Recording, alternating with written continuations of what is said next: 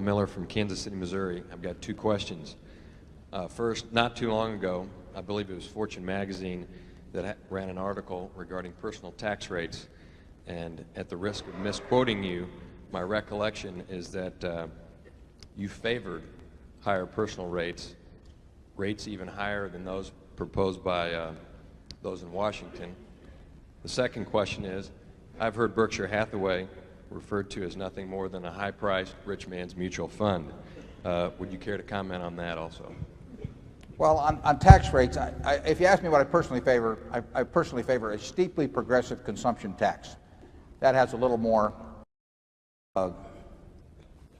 attention being paid to it now, although the steeply progressive might be modified by most of the advocates of the consumption tax, maybe to mildly progressive or something of the sort. There's a non Domenici proposal along that line, and there are other people that are talking about it more. It may be examined by the new Kerry Danforth Commission, of which we've got a member in the audience.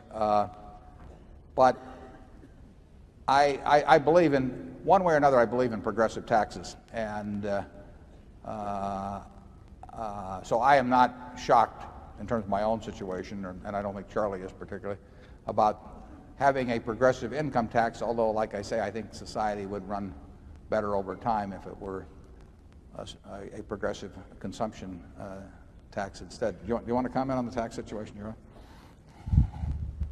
Well, I think there is a point at which income taxes become quite counterproductive if the progression is too high.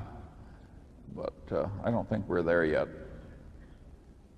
We think, at least I think, I'm extraordinarily well treated by the society. I think most people with high incomes are. I think if you transported most of them to Bangladesh or Peru or something, they would find out how much of it is them and how much is the society. And I think there's nothing better than a market system in terms of motivating people and in terms of producing the goods and services that the society wants.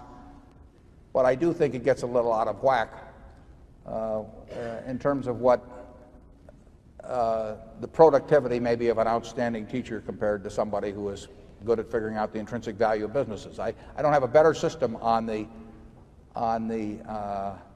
income side, but I think society should figure out some way to make those who are particularly blessed, in a sense, to have talents that get paid off enormously in a market system, to give back a fair amount of that to the society that produces that. The question about Berkshire being I think was it rich man's mutual fund or something like that, we don't look at it that way at all. We look at it as a collection of businesses, and ideally we would own all of those businesses.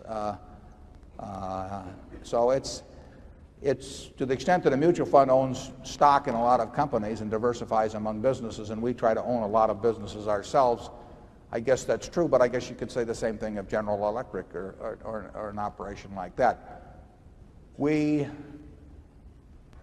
are more prone to buy pieces of businesses than the typical manager, but we are trying to do, in a sense, the same thing Jack Welch is trying to do at General Electric, which is try to own a number of first-class businesses. He gets to put the imprint of his own management, which I think is very good, on those businesses, and we are more hands-off both in the businesses we own outright and in the ones we own pieces of. But we're going at it the same way, and General Electric has been very successful under Jack's leadership in doing it his way.